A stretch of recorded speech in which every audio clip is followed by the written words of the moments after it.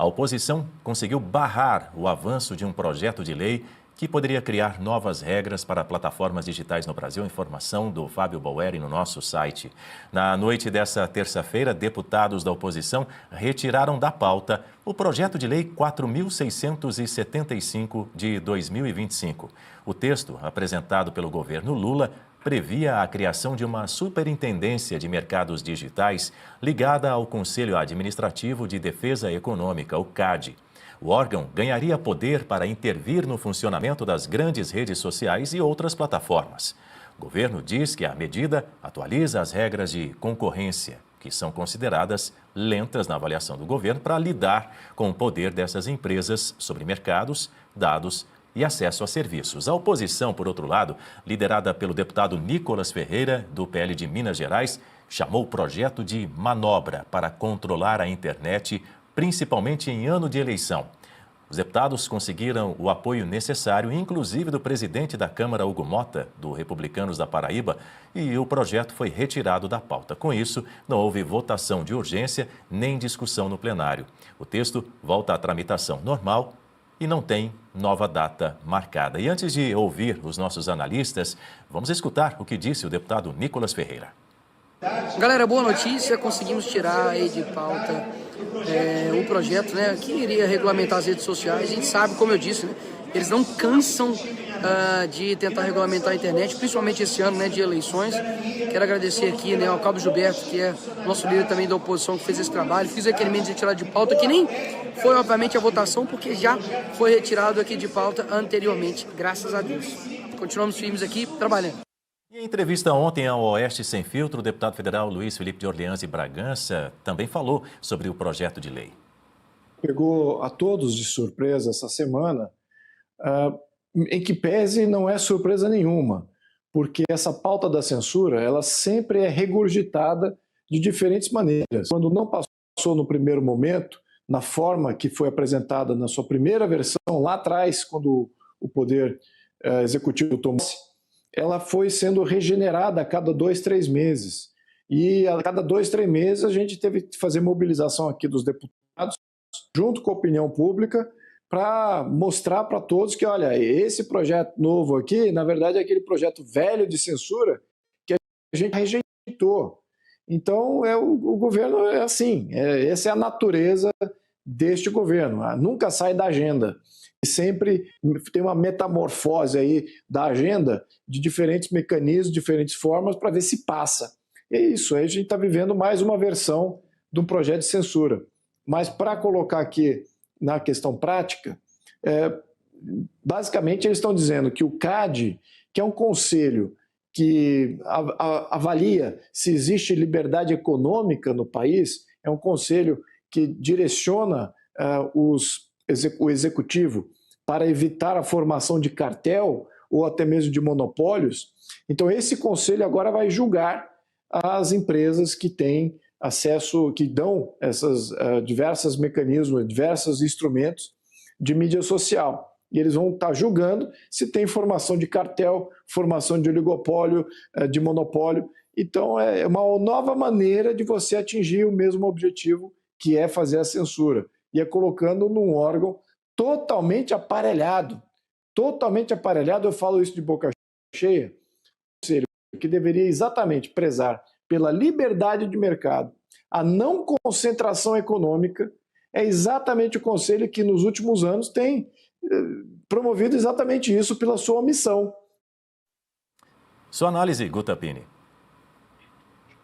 Dentro desse PL, que eles conseguiram tirar de pauta, tem a previsão, então, da criação de uma superintendência de mercados digitais. Essa superintendência que faria meio que a gestão e fiscalização dessas grandes plataformas. Como o deputado Luiz Felipe bem disse, seria para que evitasse a concorrência desleal, a formação de cartéis. Esse seria o argumento para justificar, até porque é para isso que existiria o CAD. Mas a gente sabe muito bem que esse tipo de coisa é deturpado no meio do caminho. Até porque, vejam só alguns pontos desse projeto. Essa superintendência é criada, mas no próprio projeto de lei está escrito que as atribuições dessa superintendência só serão estabelecidas depois. através de uma resolução. Então, vejam, a ideia é primeiro cria a superintendência com regras mais gerais e lá na frente a gente vai dizer exatamente o que ela pode fazer, mas daí ela já está criada. Percebam só o perigo? E essa superintendência, dentro das atribuições que já estariam nesse projeto de lei, está a questão de requisitar informações e documentos das empresas. Esse termo requisitar no direito, ele não é um termo aleatório. Quando uma instituição, uma autarquia, pode requisitar informações e documentos de uma empresa, essa empresa não tem como negar essas informações. Requisitar é algo mandatório. Não é que a superintendência estaria solicitando documentos, ela está requisitando. Então, tem uma força coercitiva. Então, veja que tipos de documentos, de informações as plataformas teriam que entregar para o executivo, porque é aí que está, é um órgão do executivo que teria essas atribuições, inclusive de estabelecer sanções para essas empresas. Então, veja, como é que funciona num Estado de Direito? As sanções, elas vêm da lei e elas vêm depois de um cumprimento de um processo judicial. Nesse caso, o governo, o Poder Executivo, ele passa a ser uma instância que também pode aplicar as sanções. E isso é extremamente perigoso, em especial quando a gente está tratando de redes sociais, porque essas sanções, elas podem sim configurar censura. E por tudo que nós vivemos nos últimos anos, o que parece que o objetivo dessa legislação, da criação dessa superintendência, é mesmo de censura.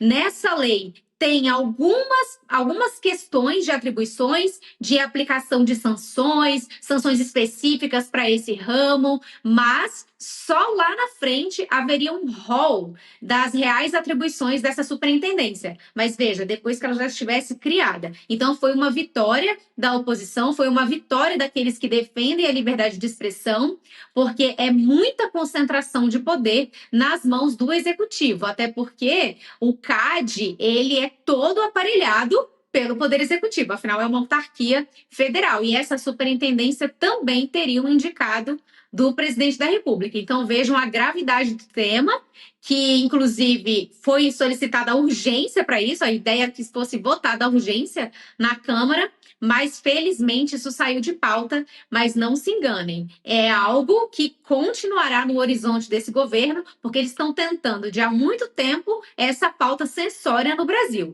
Não deu de um jeito, eles tentam de outro. Vamos continuar de olho. Marcelo Rocha Monteiro, deputados apontam a promoção de censura por parte do governo Lula e que isso também ampliaria o poder do Estado de interferir no mercado. E a sua análise qual é?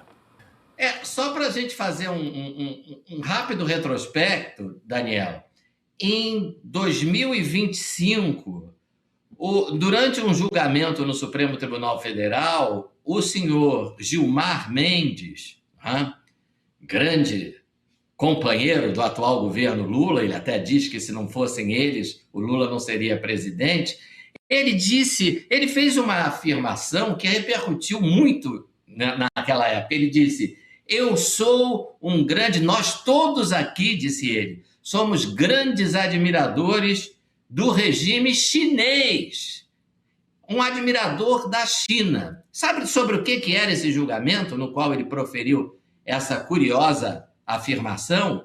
O julgamento era sobre regulamentação da internet. Regulamentação é uma palavra bonitinha que eles usam para não usar a palavra censura, que é uma palavra muito feia.